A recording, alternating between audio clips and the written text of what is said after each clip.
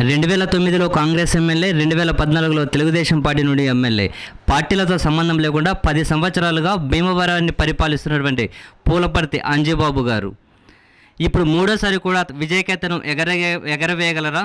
ఒకవైపు mass following ఉన్నటువంటి వైఎస్ఆర్సీపీ అభ్యర్థి గ్రంథి శ్రీనివాస్ గారు, మరోవైపు రాష్ట్ర వ్యాప్తంగా ఫాలోయింగ్ ఉన్నటువంటి పవన్ కళ్యాణ్ గారు. మొత్తం మీద ఈ ఎన్నికల్లో అంజిబాబు గారి ప్రచార వ్యూహం ఎలా ఉంది, ఏ పథకాలు తనను బయటపడేస్తాయంత నమ్ముతున్నారు అన్న విషయాలు తనను అడిగి మరిన్ని తెలుసుకునే ప్రయత్నం చేద్దాం.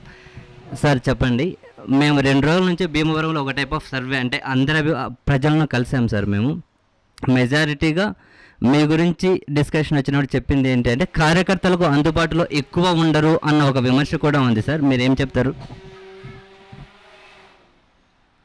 నేను శాసనసభ్యుడిగా 10 సంవత్సరాల నుంచి పనిచేస్తున్నాను. ప్రజలకు అందుబాటులో ఉంటూ ప్రజల సమస్యలు తీరుస్తూ ప్రజలకు చేరువుగా పనిచేసే ఎమ్మెల్యేగా నేనున్నాను. ఉదయం 9 గంటల నుంచి రాత్రి 9 గంటల వరకు ఆఫీస్ తెరిచి ఉంటుంది. 364 రోజుల్లో కూడా ఆఫీసులో ఉండే ఏకైక ఎమ్మెల్యేనే అంటే నేనేను.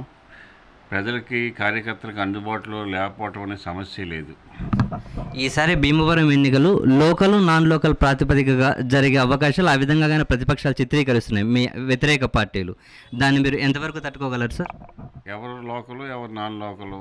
ఇంతకుముందు మేము మీ ప్రత్యర్థి గారితో మాట్లాడినప్పుడు అంజిబాబు గారు కృష్ణా జిల్లా నుంచి వచ్చారు, నేను ఇక్కడ లోకల్ బిడ్డని, ఇది కూడా భీమవరం ప్రజల కన్సిడర్లోకి తీసుకొని ఓటు వేయబోతున్నారు అని తన విమర్శ చేశారు.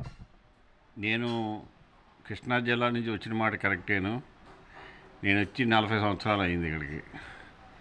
ఎవరు లోకలు, ఎవరు నాన్ లోకలు? వాళ్ళు నాన్నగారు భీమవరమే, కానీ వాళ్ళ తాతగారు భీమవరం కాదు. మరి అయితే ప్రతిపక్ష నాయకులు అలా చెప్తే అది కరెక్ట్ కాదు. మేము లోకల్ పీపుల్మే. 10 సంవత్సరాలు శాసనసభ్యుడు చేసిన తర్వాత లోకల్, నాన్ లోకల్ ఏంటి? ఇంకా ఇది కొత్తగా నేను శాసనసభ్యుడిగా చేయట్లేదు కదా. 10 సంవత్సరాల నుంచి శాసనసభ్యుడు చేస్తున్నాను. 3సారి శాసనసభ్యుడిగా అవడానికి సిద్ధంగా ఉన్నాను.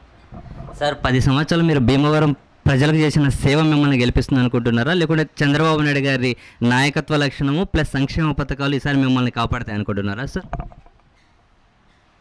నేను చేస్తున్న అభివృద్ధి సంక్షేమ కార్యక్రమాలే నాకు శ్రీరామ రక్ష. మన ముఖ్యమంత్రి నారా చంద్రబాబు నాయుడు గారు చేస్తున్న అభివృద్ధి సంక్షేమే మాకు పార్టీకి బలం.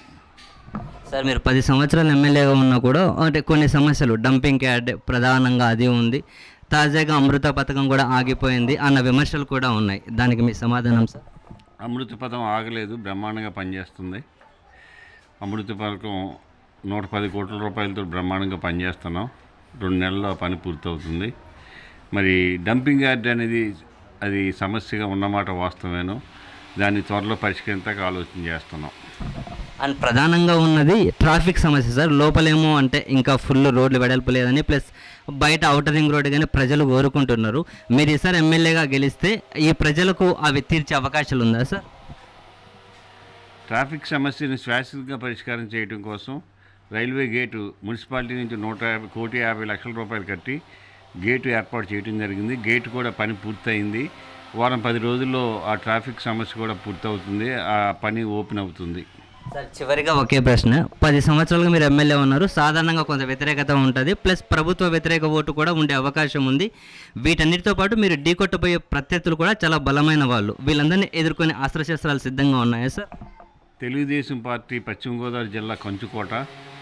15 నియోజకవర్గాలు గెలిచిన జిల్లా ఇది. ఈ తెలుగుదేశాన్ని ఏ పార్టీ కూడా ఏమీ చేయలేదు. ఎంత బలమైన పార్టీ వచ్చినా తెలుగుదేశాన్ని ఏమీ చేయలేదు. తెలుగుదేశం ఇక్కడ కంచుకోట. చివరిగా ఒకే ఒక ప్రశ్న సార్. ఇప్పుడు ప్రధానంగా పవన్ కళ్యాణ్ గారు ఒక విమర్శ చేశారు. ఎందుకు అంటే ఆంధ్ర వాళ్ళను అక్కడ కొడుతున్నారు హైదరాబాద్లో అని.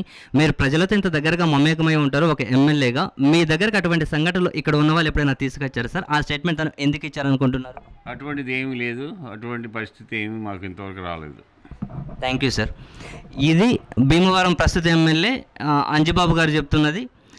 ఎదురుగా ప్రత్యర్థులు ఎవరున్నా కూడా నేను చేసిన అభివృద్ధితో పాటు మా సంక్షేమ పథకాలు కూడా మమ్మల్ని బయటపడేస్తాయని, అండ్ అదేవిధంగా కూడా కార్యకర్తలకు మేము ఎప్పుడూ అందుబాటులో ఉంటాం. 365 డేస్ కూడా మా ఆఫీసు ఓపెన్ అయ్యే ఉంటుంది.